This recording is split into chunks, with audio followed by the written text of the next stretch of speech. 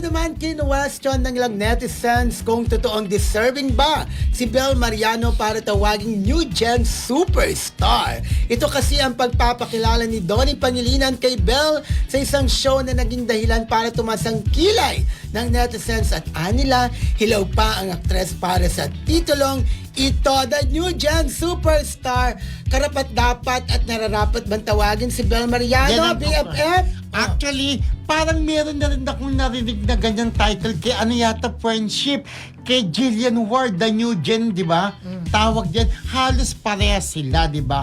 Pero yan nga, title lang yan. Sino ba nagbigay ng title? Di ba? Si Donnie siya nagbasa. Hindi, Don. sa spills kasi ni Donnie sa isang show, di ba? Yun ang pagkakabasa niya. So, writer ang nagbigay. Writer. Pero kung ano, sana mapanindigan. Pero in fairness, one of the busiest young actresses at saka isa sa mga sikat din talaga na young actresses itong si Bel Mariano. Ngayon kung binigyan ng title yun, panindigan na lang niya, di ba? Kasi si Jillian Ward binigyan rin the new gen. Hindi Parang superstar pares, yung kay the kay new Jillian. gen millennium. Basta something like The that. new gen millennium.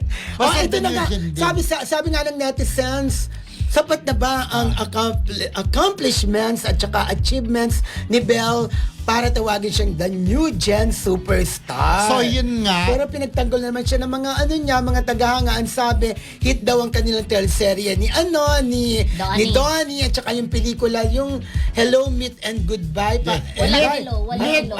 Meet, greet, and bye. Yun, nag-hit din daw siya. Pero ang sabi, hindi naman daw ikikredit lang yun kay Bel Mariano kasi andi si Piolo, andi si Joshua, andin pa yung mga iba. J.K. Lebao, and of course, the Diamond Star Maricel Soriano. Ay, bongga, may ganun talaga. Meet, greet, and bye. Napanood namin ni John Pontanilla. Pero siguro ganito, mag-ingat na lang siguro minsan sa pagbibigay ng title. Kasi lalo na ngayon talagang, Diyos ko, agad-agad talaga ngayon may bashing, di ba?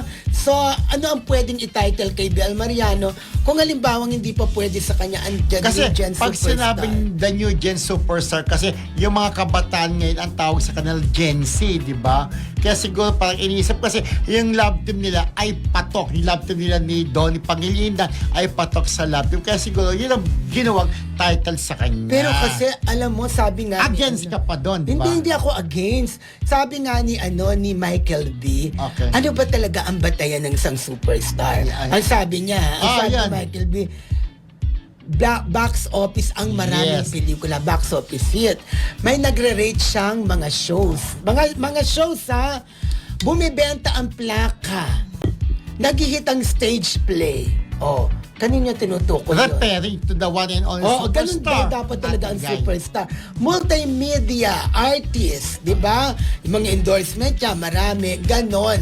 At saka, hindi lang po ba sila isa o dalawang pelikula na nag-hit, pwede ka lang tawagin superstar. Pero kasi, di ba, may Gen Z na kinabit din sa superstar. sa Gen Z. So, sa henerasyon ngayon, Oo. yun naman pwedeng, to be fair din, di ba? Yun naman ang pwedeng maging dinuktungan ng Gen Z superstar. Yun nga. Yung sa kanilang, ngayon, ano matawag doon? Henerasyon. Henerasyon Panahon ngayon, nila itong ngayon. Na hindi na rin naman talaga lahat ng pelikula kasi nung araw talaga, yung Iba. nasukatan, ibang-iba talaga nung araw. Pero Ikukumpara sa panahon Kaya parang Pero kami pwede ng pa rin Gen naman. Z. Hindi, Sa akin, okay lang yung titulo niya na Pero yan. sa panahon din naman ngayon, o sabihin na natin Gen Z, panahon ng Gen Z, dapat talaga, marami pa rin yung mga sinasabi na hit na hindi lang sa TV, hindi lang sa movies, pati sa and everything. Oo, siguro mas lamang din talaga yung sa endorsements niya.